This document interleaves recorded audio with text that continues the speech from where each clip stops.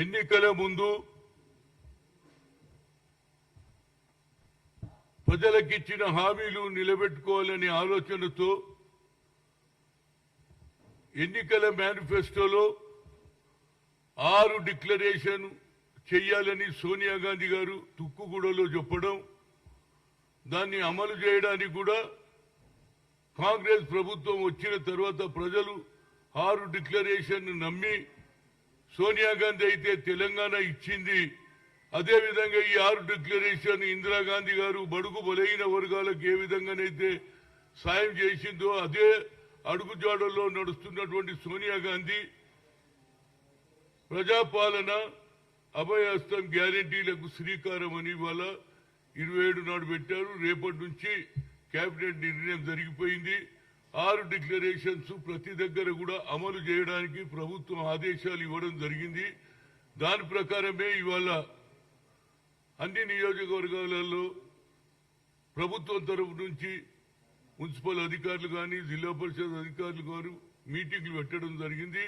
అదేవిధంగా అంబర్పేటలో కూడా అదే పద్ధతిలో ఈ మీటింగ్ పెట్టడం జరిగింది.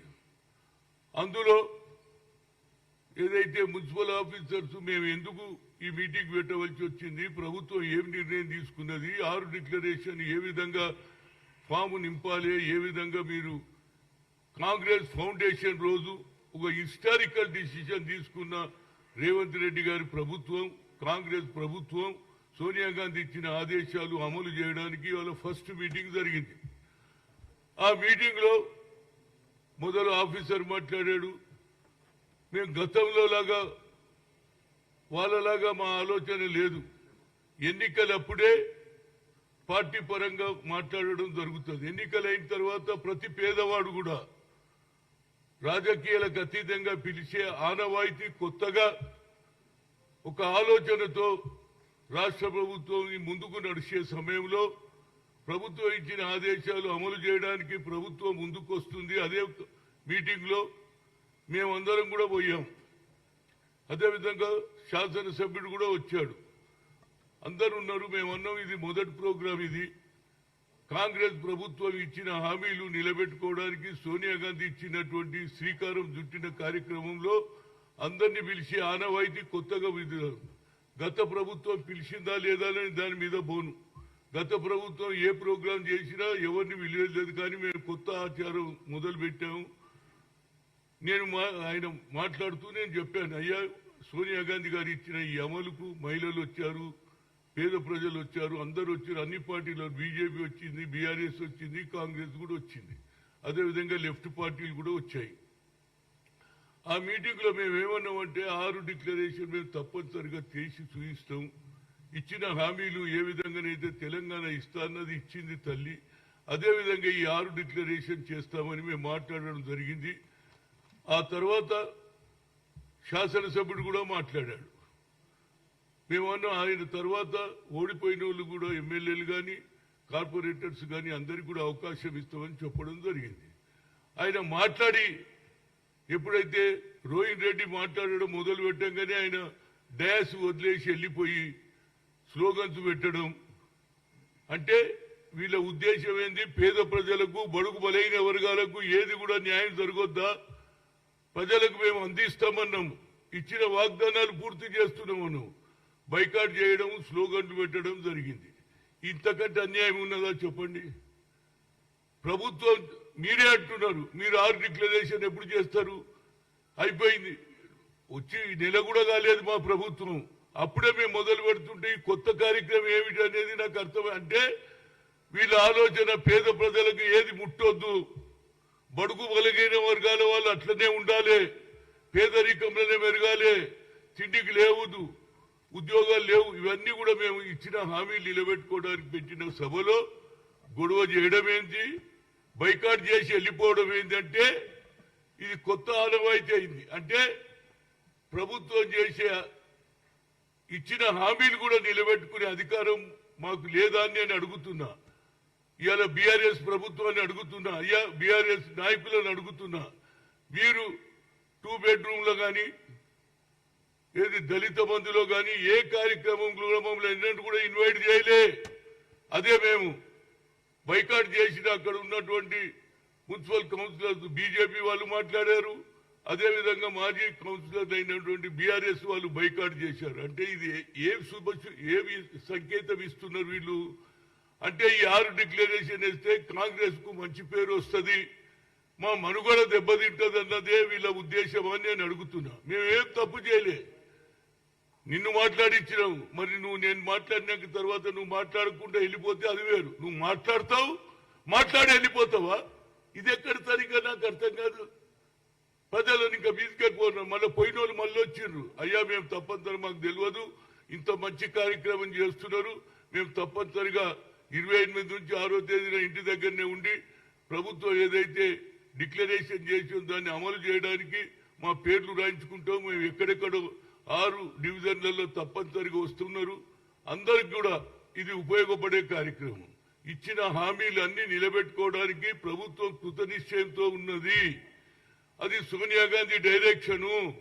అందులో రేవంత్ రెడ్డి అదే డిప్యూటీ సీఎం అయినట్టు బట్టి విక్రమార్క కేబినెట్ లో నిర్ణయం తీసుకొని ఇవాళనే చెప్పడం జరిగింది. అదే రోజు ఒక శాసనసభ్యుడిగా ఉండి ఈ కార్యక్రమాన్ని బైకాట్ చేయడం ఉద్దేశం ఏమిటంటే వీళ్ళకి పేద ప్రజల మీద ఆలోచన లేదు, పేద ప్రజలకు ఏమి ఇవ్వద్దు, కాంగ్రెస్ వాళ్ళు చేస్తే దానికి మంచి పేరు వస్తుందన్న ఉద్దేశంతో వీళ్ళు బైకాట్ చేశారు. ఆ తర్వాత రోహిన్ రెడ్డి మాట్లాడుతున్నప్పుడు స్లోగన్లు పెడతారు, మీటింగ్ నుంచి బైకాట్ చేస్తారు. అయినా మేము మీటింగ్ నడిపించినాం. లాస్ట్ లో ఎవరు బీజేపీ కౌన్సిలర్లు మాట్లాడారు. అదేవిధంగా గతంలో బీఆర్ఎస్ లో ఉన్న ఏదైతే కార్పొరేటర్ ఇవాళ వాళ్ళు కూడా ఇవాళ మాట్లాడడం జరిగింది. అంటే ఇది అప్రజాస్వామికంగా ప్రజలకు ఇచ్చినటువంటి హామీలను నిలబెట్టుకోవద్దనేది వీళ్ళ ఉద్దేశం. ఇంకో పక్క రోజు స్టేట్మెంట్ మీరు ఎప్పుడు చేస్తారు? 6 డిక్లరేషన్ సాధ్యం కాదు, మీరు డబ్బులు ఎక్కడికెళ్ళి వస్తాయి, మీకు ఎందుకురా బాబు మేము చేస్తూ అంటున్నాం, చేసేది చూడు, చేయనప్పుడు నువ్వు అడుగు, మేము 100 రోజులలో ఫినిష్ చేస్తామని శ్రీనివాస్ రెడ్డి గారు కూడా చెప్పారు, ఏది రెవెన్యూ మినిస్టర్. అదేవిధంగా ధరణి ఇష్యూ కూడా మేము బయటికి పెడతామని అంటున్నారు. పేద ప్రజలకు ఇచ్చిన ఇందిరాగాంధీ భూములు కూడా మీరు లాగేసుకుంటున్నారు, అసైడ్ భూములు తీసేసుకుంటున్నారు. ఆనాడు దున్నేవాడికే భూమి అని స్లోగన్స్ పెడితే ఆనాడు దున్నేవాడికి కూడా ఇందిరాగాంధీ గారు భూములు ఇచ్చిండ్రు. ఆ భూములు కూడా మళ్ళా దొరల పాలన్నారు. ధరణి అనగానే ధనవంతులకు న్యాయం జరిగే ప్రోగ్రాం ఇది. ఇది మేము పేద ప్రజలకు మా ఉద్దేశమే. సోనియా గాంధీ కానీ ఇందిరాగాంధీ నుంచి రాజీవ్ గాంధీ వరకు మా సామాజిక న్యాయం గురించి పోట్లాడే పార్టీ. తప్పనిసరిగా ఈ 6 డిక్లరేషన్ మేము అమలు చేయడానికి మొదలు పెట్టాం. తప్పనిసరిగా అమలు చేసి చూపిస్తాం. అది నిరుద్యోగ సమస్య కానీ, అదేవిధంగా మహిళలకు ఇచ్చే 2500 కానీ, ఓల్డ్ ఏజ్ పెన్షన్ కానీ అన్ని విధాలుగా. అందులో మొదలే బస్సులలో మహిళలకు ఫ్రీ సర్వీస్ కూడా వాళ్ళకు ఒక్క పైసా లేకుండా వాళ్ళు ట్రావెల్ చేసే అవకాశం కల్పించిన ఏకైక ప్రభుత్వం అంటే అది కాంగ్రెస్ ప్రభుత్వం. ఇందిరాగాంధీ ఆలోచన కోడలుగా ఆమె ఇంప్లిమెంట్ చేస్తుంది కాబట్టి దీన్ని తప్పనిసరిగా మేము అమలు చేసి తీరుతాం. ఇది కేవలం బీఆర్ఎస్ వాళ్లకు ఇది సరిపోతలేదు, కాంగ్రెస్ కు మంచి పేరు వస్తుంది. అదేవిధంగా నిన్నటి వరకు ప్రగతి భవన్ లో ఎవరు పోయే అవకాశమే లేదు. కట్టి 3-4-5 ఏళ్ళైంది, ఒక్కటి కూడా లోపలికి పోలే. రేవంత్ రెడ్డి రావడంతో ఈ ప్రగతి భవన్ కూడా ప్రజాభవన్ గా చేశాడు. అది కూడా మహాత్మా జ్యోతిరావుల ప్రజాభవన్ చేశాడు. అదేవిధంగా ఇవాళ సెక్రటరియట్ కూడా ప్రతి ఒక్కరు కూడా పోయే అవకాశం ఉంది, తన ప్రాబ్లం చెప్పుకునే అవకాశం ఉంది. ప్రతి 2 రోజులు, వారానికి 2 రోజులు ప్రజల సమస్యలు కూడా తెలుసుకుంటున్నాం. ఈ ప్రభుత్వం ప్రజల పక్షాన, బడుగు బలైన వర్గాల పక్షాన పోరాడడానికి, వారికి న్యాయం చేయడానికే పూనుకున్నాం. కాబట్టి ఈ సభలో కావాలని బీఆర్ఎస్ ఎమ్మెల్యే బైకాట్ చేయడం దాన్ని నేను ఖండిస్తున్నా. ఇలాంటి వాతావరణాన్ని సృష్టించొద్దు. ప్రజలకు హామీలు ఇచ్చిన ఇంప్లిమెంట్ చేస్తే అది ప్రజలు లాభపడతారా, పేదవాడు లాభపడతాడా? అంటే మీకు ఉద్దేశం ఏమిటంటే ఒకటే వాళ్ళ ఆలోచన, కాంగ్రెస్ అధికారంలో రావడంతో అన్ని ఇంప్లిమెంట్. మీరు ఎప్పుడైనా చేసినా? ఇంటికో ఉద్యోగం ఇచ్చిండ్రా? ఇయ్యలే. అదేవిధంగా 3 ఎకరాల భూమి ఇచ్చిండ్రా? ఏది ఇయ్యలే. మేము రావడంతో ఈ 10 ఏళ్ళు రావడంతో ఫస్ట్ కార్యక్రమం కాంగ్రెస్ పార్టీ చేస్తుంది కనుక దీన్ని ప్రజలందరూ కూడా తను ఏది ఇంటింటికి వస్తారు, వాళ్ళ అప్లికేషన్స్ అన్ని నింపండి, ఇవ్వండి. అదేవిధంగా రేషన్ కార్డు, అదేవిధంగా వైట్ రేషన్ కార్డు, అదేవిధంగా ఏది ఆధార్ కార్డు 2 చూయించేస్తే తప్పనిసరిగా వారికి న్యాయం జరుగుతుందని మీడియా ద్వారా చెప్తున్నారు. ఎందుకంటే ఇవాళ ఒక కొత్త వాతావరణం సృష్టించారు కాబట్టి యాజ్ ఎ సీనియర్ నాయకుడిగా నా డ్యూటీ తప్పనిసరిగా ప్రజలకు తెలియాలి, ప్రజలు తెలుసుకోవాలి. వాళ్లకు ప్రభుత్వం ఇచ్చే లాభాలు తీసుకోండి, మీరు బాగుపడండి, అప్పుడే సామాజిక న్యాయం జరుగుతుంది అనేది నా ఉద్దేశం. అదేవిధంగా రోహిన్ రెడ్డి అక్కడ జిల్లా అధ్యక్షుడు మొన్న పోటీ చేశాడు, ఆయనకు కూడా మాట్లాడనీయకుండా స్లోగన్స్ కూడా పెట్టారు. వారు కూడా 2 మాటలు మాట్లాడతారు.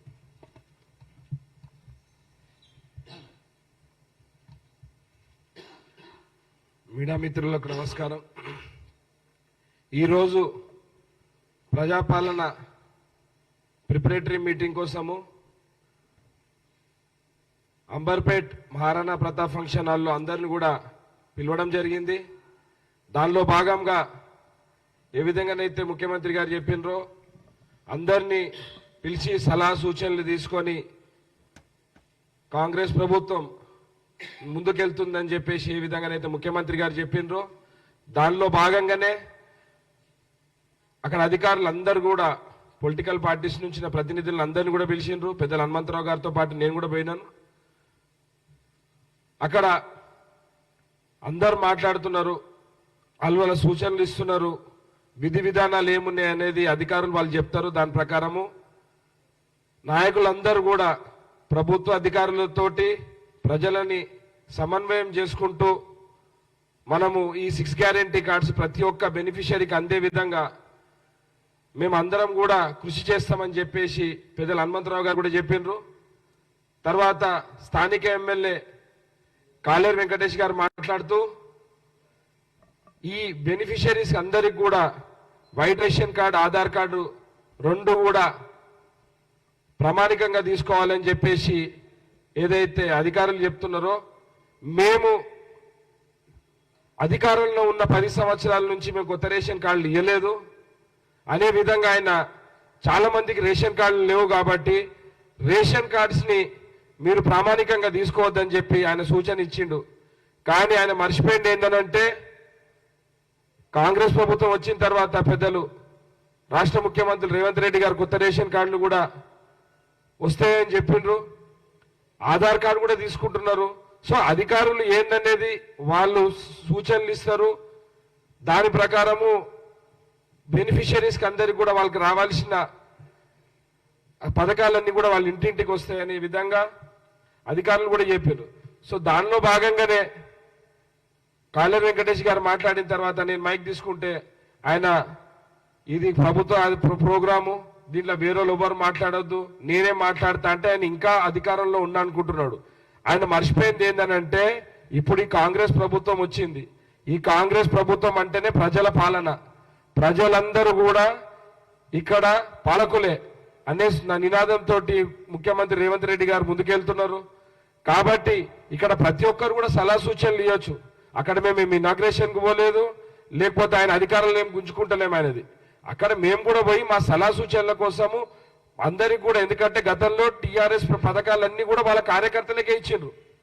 కానీ కాంగ్రెస్ ప్రభుత్వం వచ్చిన తర్వాత పార్టీలకు అతీతంగా కూడా అన్ని బెనిఫిషరీకి ఇవైతే 6 గ్యారెంటీ కార్డ్స్ ఉన్నాయో ప్రతి ఒక్కరికి కూడా బెనిఫిషరీస్కి అర్హులైన అందరికి కూడా వచ్చే విధంగా మేము అందరం కూడా పార్టీలకు అతీతంగా మేము సమన్వయం చేసి ప్రజలకు ఏమైనా ఇబ్బందులు ఉన్నా కానీ అధికారుల దగ్గర తీసుకుపోయి వాళ్ళకి రావాల్సిన కాంగ్రెస్ నుంచి ఏదైతే పథకాలు వస్తాయో అవన్నీ కూడా వాళ్ళకి అందే విధంగా మేము ముందుకు పోదామని మేము పోతుంటే ఆయన నేను బైకాట్ చేస్తా స్లోగన్స్ ఇస్తున్నాడు. ఎందుకంటే వాళ్ళ 10 ఏళ్ళ వాళ్ళ పరిపాలనలో వాళ్ళు ఏం చేయలేదు. మేము రాగానే షురూ చేసినాం కదా, 2 గ్యారెంటీ కార్డులు ఆల్రెడీ ఇచ్చినాము, 100 రోజులలో ఇచ్చే ఈ 6 గ్యారెంటీ కార్డులు కంప్లీట్ చేస్తామంటే వాళ్ళ మనుగడ ఉండదని చెప్పే ఉద్దేశంతో ఆయన ఏదో తోటితోటి సృష్టించేసి అక్కడి నుంచి పోదామనే ఉద్దేశంతో కాలేరు వెంకటేష్ గారు బైకాట్ చేసి తర్వాత వెళ్ళిపోయారు. ఆయన నెంబర్ ఒక్కరు కూడా పోలే, ప్రజలందరూ కూడా మళ్ళీ తిరిగి వచ్చారు. మాకు ఇస్తాన స్కీములు కూడా టీఆర్ఎస్ వాళ్ళు ఇయ్యనిస్తలేరు, వాళ్ళు ఉన్న రోజులు కూడా మాకు ఇయ్యలేదు, ఇప్పుడు మీరు ఇస్తానే కూడా ఇయ్యనిస్తలేరు. ఎందుకంటే ఆల్రెడీ మీరు ఇచ్చి చూపిస్తున్నారు.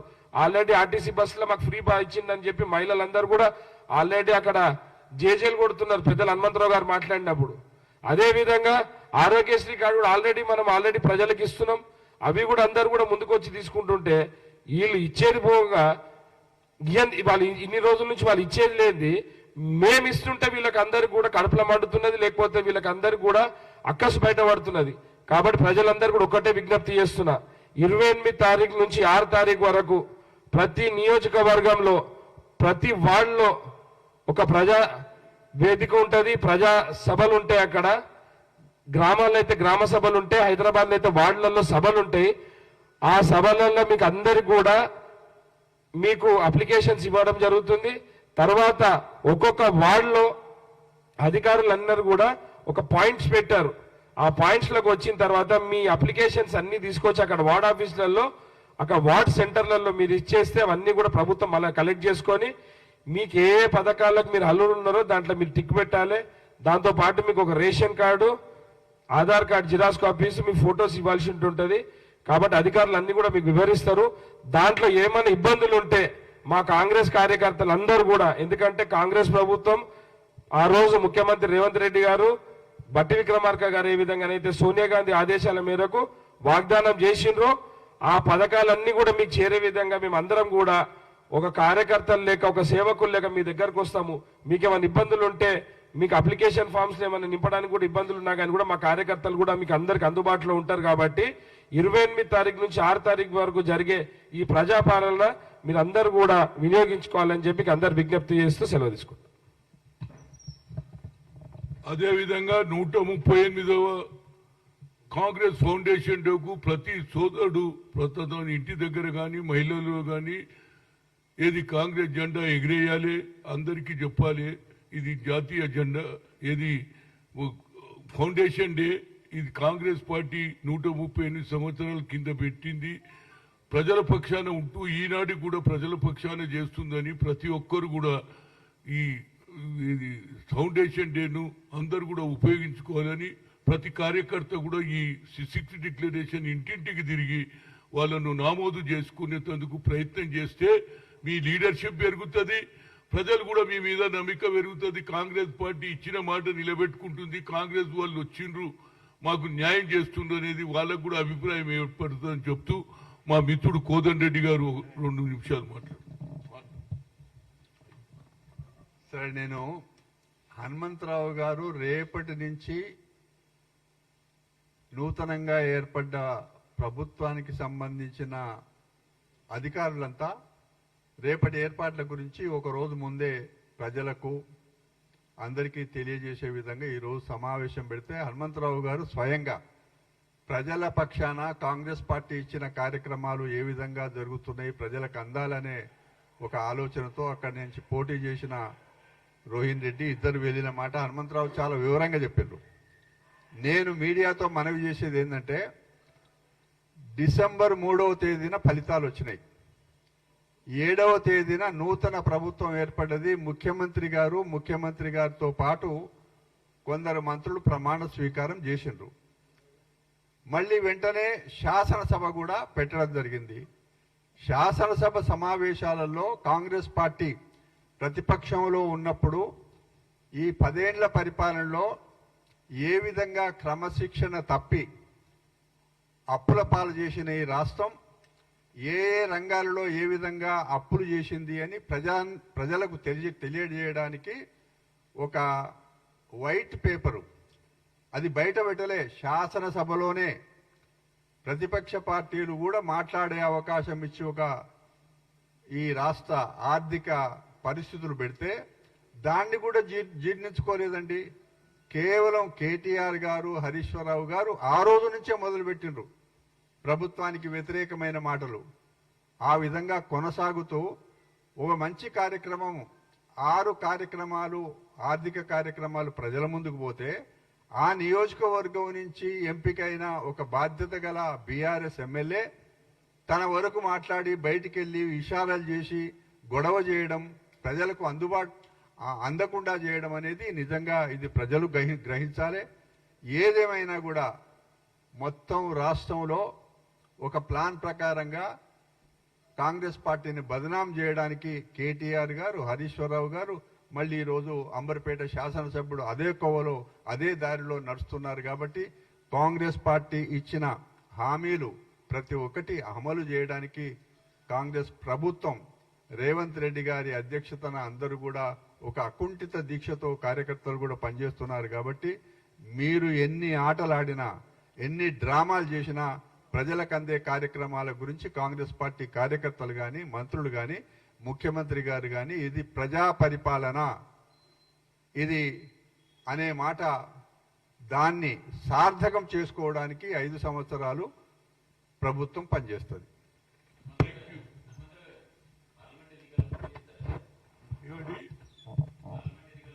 చూడండి, పార్లమెంట్ ఎన్నికలప్పుడు మాట్లాడదాం. ఇవాళ జరిగిన సన్నివేశం చెప్తాం. మళ్ళీ నువ్వు రేపు అడిగితే వేరే చెప్తావు. నమస్తే.